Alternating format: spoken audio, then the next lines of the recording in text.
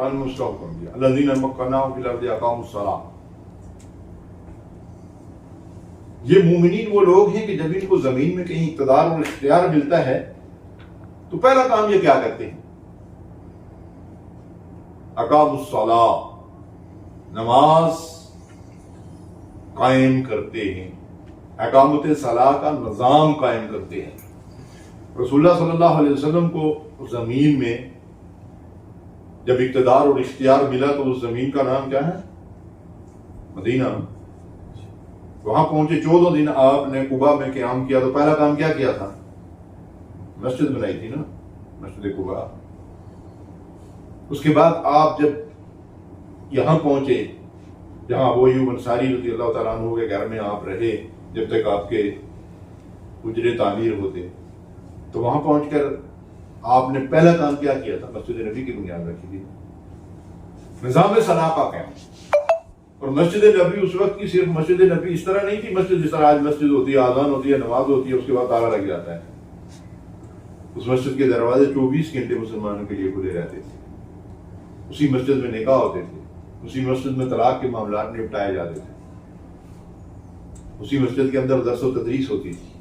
وہی مسجد اس اسلامی ریاست کی یونیورسٹی تھی، وہی اس کی درسگاہ تھی، وہی اس کا مدرسہ تھا.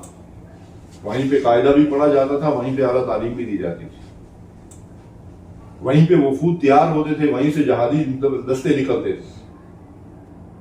سارے کام اسی مسجد سے ہوتے تھے. حتیٰ کہ باہر سے آنے والے وفود کو بھی لوگوں کے پاس بڑے بڑے محلات نہیں تھے کہ ان کو اپنے گھروں میں ٹھہراتے. یا رسول اللہ صلی اللہ علیہ وسلم کے پاس کوئی حویلی نہیں تھی.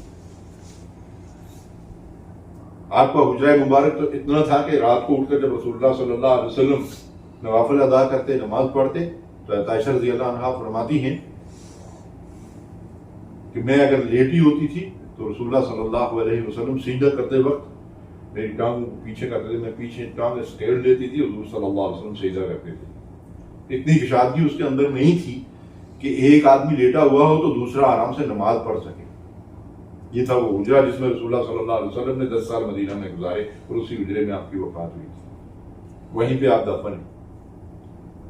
تو بڑی بڑی حویلیوں اور محلات نہیں تھے. باہر سے آنے والے وفود کو بھی اسی مسجد میں ٹھہرایا جاتا تھا. مال غنیمت بعد میں جب جنگیں شروع ہوئی تو مال غنیمت بھی اسی مسجد کے صحن میں آتا تھا، جمع ہوتا تھا، وہیں سے مسلمانوں میں تقسیم ہوتا تھا. رات کے کسی بھی حصے میں کسی مسلمان کو دل کرتا ہے عبادت کرنے کا، وہ آ کر مسجد میں عبادت کر سکتا تھا. اس کے دروازے 24 گھنٹے کھلے رہتے تھے. تو یہ اقام الصلاۃ کا جو حکم اللہ نے دیا ہے کہ اسلامی ریاست کی جو پہلی بنیاد ہے وہ نظام صلاح کا قیام ہے. یہ محض نظام صلاح یعنی صرف 5 وقت کی نماز نہیں ہے، بلکہ تمام عبادات کا اہتمام باقاعدگی سے جو ہے کیا جاتا ہے. دوسری چیز جو ارشاد فرمائی، اقام الصلاۃ وآتى الزکوٰۃ، زکوٰۃ کی ادائیگی، بیت المال کا قیام. رسول اللہ صلی اللہ علیہ وسلم نے پھر بیت المال قائم کیا اور تمام لوگوں کی ضروریات کو اس بیت المال سے پورا کیا جاتا. صاحب حیثیت زکوٰۃ عشر اس میں جمع کراتے تھے، مال غنیمت آ کر وہاں جمع ہوتا تھا، اور اس کے بعد مسلمانوں کی ضرورتوں کو اسی بیت المال سے پورا کیا جاتا تھا. اور تیسری چیز ارشاد فرمایا وَأَمَرُوا بِالْمَعْرُوفِ وَنَهَوْا عَنِ الْمُنکَرِ. تیسرا ستون کیا ہے؟ امر بالمعروف.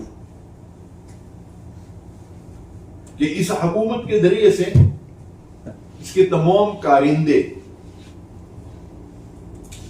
اس معاشرے کے تمام لوگ بھلائی کے پھیلانے والے ہوں، نیکی کو عام کرنے والے ہوں. اس کے لیے کوئی ایک الگ سے مولویوں کا گروہ نہیں پیدا کیا گیا. ہر مسلمان خود معروف کو اختیار کرنے والا، خیر کو بھلائی کو اختیار کرنے والا اور دوسرے کو بھلائی کی طرف بلانے والا اور دعوت دینے والا تھا. اور پھر وَنَهَوْا عَنِ الْمُنکَرِ، اس حکومت کی ذمہ داری یہ تھی کہ منکرات جو ہیں پورے معاشرے کے اندر سے ان کا خاتمہ کرنا حکومتی آرڈیننس کے ذریعے سے. ایک طرف تو لوگوں کے اندر اللہ کا خوف پیدا کیا گیا اور ہر بندہ اپنے آپ کو اللہ کی عدالت میں جواب دہ سمجھتا تھا.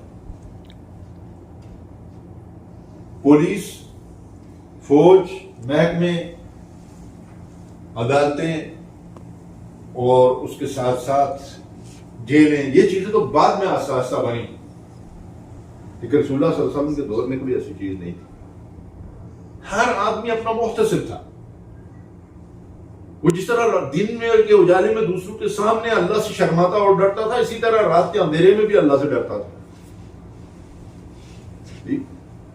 سیدنا عمر فاروق رضی اللہ تعالیٰ عنہ گھروں کے باہر گردش کیا کرتے تھے رات کو. آوارہ گردی کا سوال ہی نہیں تھا. عشاء کے بعد اگر کوئی آدمی ویسے بغیر ضرورت کے کہیں گھومتے پھرتے نظر آتا تو کوڑا لہرا کر اسے ڈراتے، جاؤ سو جاؤ تاکہ فجر کے لیے آرام سے اٹھ سکو. جی یہ نہیں کہ رات کو 12 بجے تک موبائل جو ہے وہ کانوں میں لگا ہوا، ادھر پھنسا ہوا ہے، اور مطلب یہ ہے کہ فجر کے بعد خراٹے لے رہے ہیں.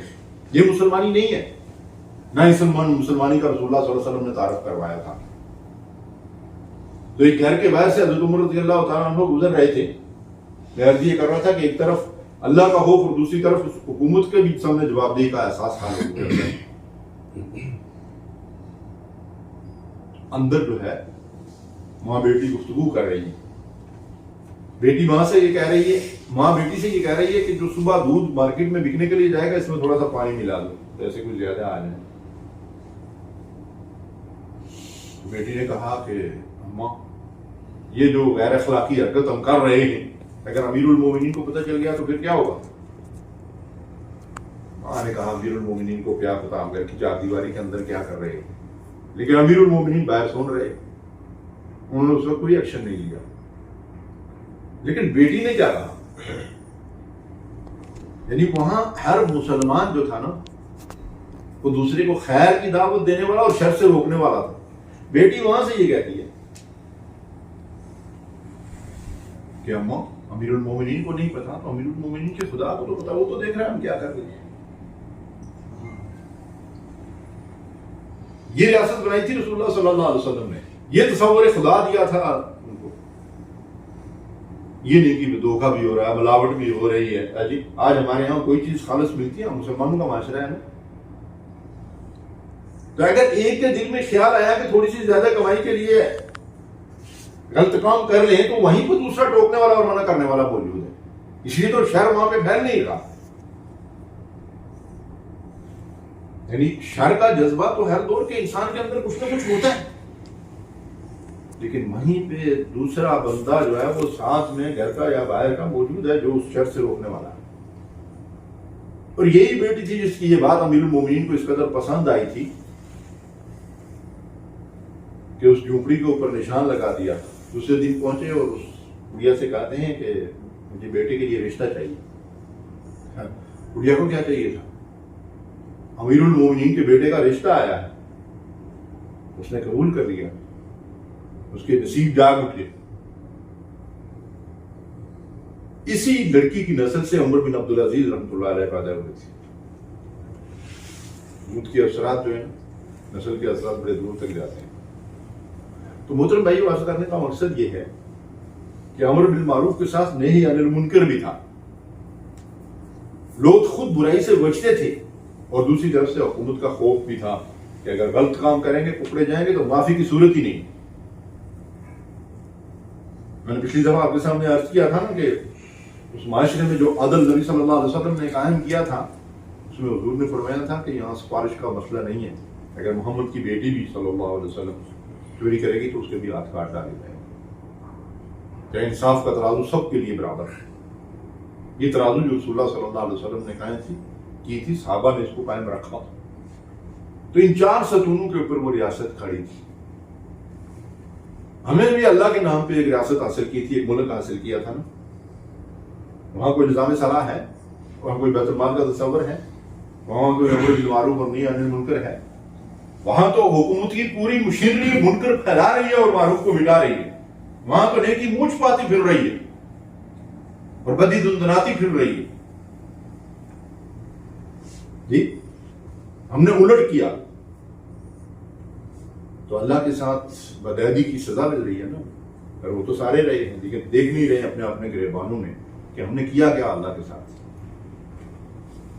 آج بھی صبح ایک پروگرام میں یہ کر رہا تھا جب ایسی بات آتی ہے تو بعض اوقات ہمارے پاکستانی یہ بھی سوچ رہے ہوں گے کہ یار یہ جو کچھ ہمارے ساتھ ہو رہا ہے یہ تو بنگلہ دیش والوں کے ساتھ بھی نہیں ہوا، یہ تو افغانیوں کے ساتھ بھی نہیں ہوا، یہ تو ہندوستان والوں کے ساتھ بھی نہیں ہوا۔ تو میں نے ان سے کہا کہ بنگلہ دیش اللہ کے نام پر آزاد نہیں ہوا، تو کل کی بات ہے نا، ہمارے سامنے بنا ہے بنگلہ دیش۔ تو کیا بنگالیوں نے یہ نعرہ لگایا تھا کہ بنگلہ دیش کا مطلب یہ ہے کہ ہم یہاں لا الہ الا اللہ کلمہ توحید نافذ کریں گے یا اس کو اسلامی ریاست بنائیں گے؟ وہ تو عصبیت کی بنیاد پہ بنگلہ بندھو جو ہے وہ بن کر انہوں نے ملک الا کیا تھا۔ ہندوستان والے تو ہندوازم پہ کھڑے ہیں، ہم نے کیا کیا؟ ہمارے آبا و اجداد نے اللہ سے وعدہ کیا تھا، پاکستان کا مطلب کیا لا الہ الا اللہ، کہ ہم مدینے کی اسلامی ریاست کے نمونے پہ ایک ریاست قائم کریں گے۔ کیا کیا ہم نے؟ اللہ سے بدعہدی کی نا، 3 نسلیں مسلسل اللہ سے بدعہدی کر رہے ہیں، اب اس کی سزا کا وقت آ چکا ہے، اب ہم بھگت رہے ہیں۔ میں بارہا یہ عرض کرتا ہوں، یہ اللہ کی طرف سے ہم پر فرض بھی عائد ہوتا ہے اور ہمارے بزرگوں کا ہمارے کندھوں پہ قرض بھی۔ انہوں نے اس کے لیے قربانیاں دی تھی، اگر ان کو یہ پتا ہوتا کہ اس پاکستان کا یہ حشر انہوں نے کرنا ہے تو وہ پاگل سے ہندوستان چھوڑ کر پاکستان آتے۔ وہ تو دین کے لیے آئے تھے، وہ تو اسلام کے لیے آئے تھے، وہ تو ایمان کی دعوت کی سربلندی کے لیے آئے تھے۔ کم از کم دنیا کے اندر جو ہے وہ ایک ریاست مدینے کی ریاست کی نمونے پہ قائم ہوگی، اور دنیا کے اوپر حجت پوری ہوگی، اور وہاں سے پھر ایک دفعہ اسلام پوری دنیا کے اندر غالب ہوگا۔ انہوں نے تو اس لیے یہ قربانیاں دی تھی، ماؤں بہنوں بیٹیوں نے اپنی عزتوں اور عصمتوں کو قربان کیا تھا، لاکھوں کی تعداد میں۔ تو ہم نے ان کے شہداء کے ساتھ، ان خواتین کے ساتھ غداری کی، اور بدادی اور غداری کی سزا اللہ نے جو بنی اسرائیل کے رکھی تھی وہی ساری انسانیت کے لیے۔ بنی اسرائیل کا سب سے زیادہ تذکرہ آپ کو قرآن مجید میں ملے گا، موسیٰ علیہ السلام کی قوم کا، عیسیٰ علیہ السلام کی قوم کا، جی یعقوب علیہ السلام کی جو بھی نسل آگے چلی ہے نبی صلی اللہ علیہ وسلم تک، وہ سارے بنی اسرائیل کے رہتے ہیں۔ تو سب سے زیادہ قرآن مجید میں آپ کو موسیٰ علیہ السلام کا، عیسیٰ علیہ السلام کا اور بنی اسرائیل کا، یہود اور نصارہ کا ذکر ملے گا۔ کیوں؟ ہم سے پہلے یہ اس منصب پہ تھے، انی فضلتکم علی العالمین، کہ اللہ نے ان سے کہا کہ میں نے تمہیں جان والوں پر فضیلت دی۔ ہم سے کیا کہا؟ کنتم خیر امۃ، تم بہترین لوگ ہو۔ ان سے کہا تھا تم افضل لوگ۔ ان افضل لوگوں نے جب اپنے منصب کا لحاظ نہ رکھا اور اللہ سے کیے ہوئے عہد کو بار بار توڑتے رہے، تو پھر اللہ نے کیا کیا؟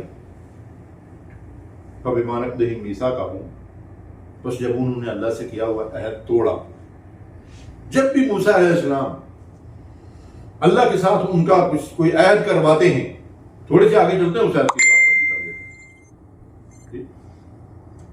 تو آخر انجام کار کیا ہوا؟ بار بار کی بدعہدی کے نتیجے میں فَبِمَا نَقْضِهِمْ مِيثَاقَهُمْ لَعَنَّاهُمْ، اللہ نے ان کے اوپر لعنت اور پھٹکار برسائی، اپنی رحمت سے ان کو دور پھینک دیا۔